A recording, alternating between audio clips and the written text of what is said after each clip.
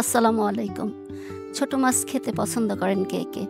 আমি তো ছোট মাছ খেতে অনেক পছন্দ করি। তাই আজকে আপনাদের সঙ্গে ছোট মাছের একটা রেসিপি করব। ছোট মাছের মজাদার একটা রেসিপি, চলেন রান্না করি। তো আমি এই যে ছোট মাছগুলো কেটে ধুয়ে পরিষ্কার করে নিয়েছি। এটা হচ্ছে পাঁচমিশালি মাছ। এখানে ৫ রকমের মাছ আছে, তাই এটার নাম পাঁচমিশালি মাছ। আর হচ্ছে এটা রান্না করব আমি এই যে ধুন্দুল দিয়ে। ২ টা ধুন্দুল নিয়েছি।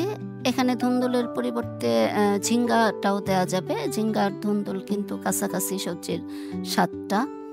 একটা মানে পানীয় জাতীয় সবজি, খুব সফট।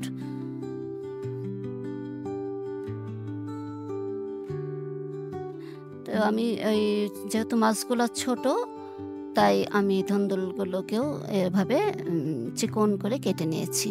নিলাম অনেকগুলো পেঁয়াজ। ছোট মাছ চচ্চড়িতে কিন্তু একটু পেঁয়াজ বেশি দিলে ভালো লাগে। তেলটাও কিন্তু একটু বেশি লাগে। অনেকগুলো কাঁচামরিচ দিয়েছি। আর মশলাটা কিন্তু হালকা দিতে হবে, কারণ এই সবজিটা কিন্তু এটা খুব সফট একটা সবজি। তো ওই যে 1/2 চা চামচ মরিচের গুঁড়া, 1/2 চা চামচের একটু কম কিন্তু ধনিয়ার গুঁড়া, আর হচ্ছে 1/2 চা চামচ হলুদের গুঁড়া, আর পরিমাণ মতো লবণ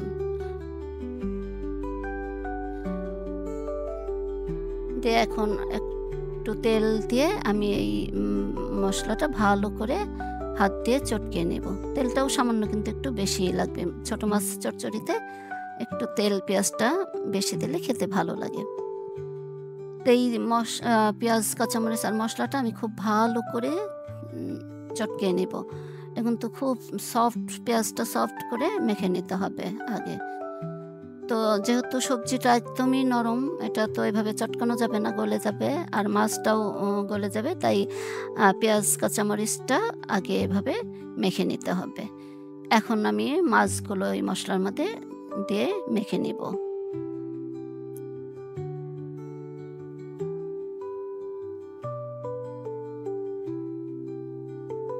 তো এই তো মশলার সঙ্গে আমি মাছটা খুব ভালো করে মেখে নিচ্ছি।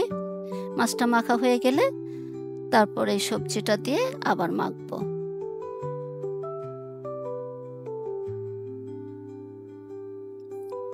এই সবজিটা খেতে, মানে মাছের চচ্চড়িটা খেতে কিন্তু অনেক ভালো লাগে। একটু ঝাল ঝাল হলে খেতে ভালো লাগে। তবে কাঁচামরিচের পরিমাণটাই কিন্তু একটু বেশি দিতে হবে। গুঁড়া মশলাটা একটু কম দিলে খেতে ভালো লাগে। তো মাখা আমার হয়ে গেল। এখন আমি যে স্প্যাচুলার দিয়ে আবার একটু ভালো করে মিশিয়ে সমান করে দেব। আমি কিন্তু এখানে কোনো রকম পানি ইউজ করব না। পানি ছাড়াই রান্নাটা হবে, কারণ ওই সবজিটা থেকে কিন্তু পানি উঠবে, একটা পানীয় জাতীয় সবজি ধুন্দুলটা। তো এটা আমি সমান করে দিয়ে এখন ঢেকে দিব। ঢেকে চুলাটা অন করে দিব। চুলার আঁচটা কিন্তু পুরো রান্নাটাই লো ফ্লেমে রেখে রান্না করতে হবে। মানে বলকটা আসলেই চুলার আঁচ একদমই লো করে দিতে হবে, যেন এই পানিতেই পুরো রান্নাটা হয়ে যাবে।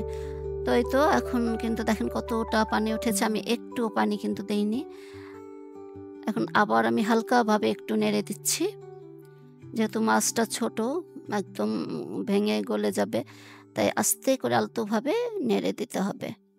তো এই তো আমি আবার সুন্দর করে সমান করে আবার একটু ঢেকে দিলাম। এখনও কিন্তু চুলার আঁচটা একদমই কম আছে। এখন আস্তে আস্তে কিন্তু শুকিয়ে আসছে পানিটা। আর হচ্ছে পানিটা এমনভাবে শুকাতে হবে যেন নিচের সাইডটা একটু লাল লাল হয়। ওটা খেতে কিন্তু অনেক ভালো লাগে। আপনারা এভাবে রান্না করে খাবেন। তো এই তো নামানোর আগে দিয়ে দিলাম ধনেপাতা কুচি। ধনেপাতাটা অবশ্যই দেওয়ার চেষ্টা করবেন। এটা কিন্তু ফ্লেভারটা ভালো হয়, স্বাদটাও কিন্তু আমার মনে হয় ছোট মাছের চচ্চড়িতে ধনেপাতা দিলে স্বাদটা কিন্তু অনেকটা একটু বেড়ে যায়, আমার কাছে মনে হয়। আর তাছাড়া আমি তো এমনিই ছোট মাছ খেতে পছন্দ করি। তো এখন ধনেপাতাগুলো পুরোটার মধ্যে এভাবে করে দিলাম, বিছিয়ে দিলাম। আর একটু পানি কিন্তু রয়ে গেছে, এই পানিটা আস্তে আস্তে শুকিয়ে ফেলতে হবে। এখন কিন্তু আর ঢাকবো না। এখন এভাবেই আস্তে আস্তে পানিটা শুকিয়ে গেলে ঠান্ডা হওয়ার পরে তারপর আমি বাটিতে ঢালবো। এই যে ঠান্ডা কিন্তু হয়ে গেছে। এখন আমি একটা ছোট বাটিতে ঢেলে দেখাচ্ছি।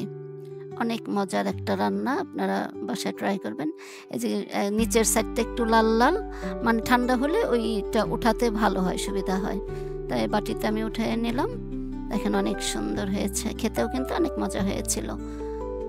তো হয়তো আজকের মতো এখানেই বিদায় নিচ্ছি। দেখা হবে নেক্সট ভিডিওতে। সে পর্যন্ত সবাই ভালো থাকবেন। আসসালামু আলাইকুম, আল্লাহ হাফেজ।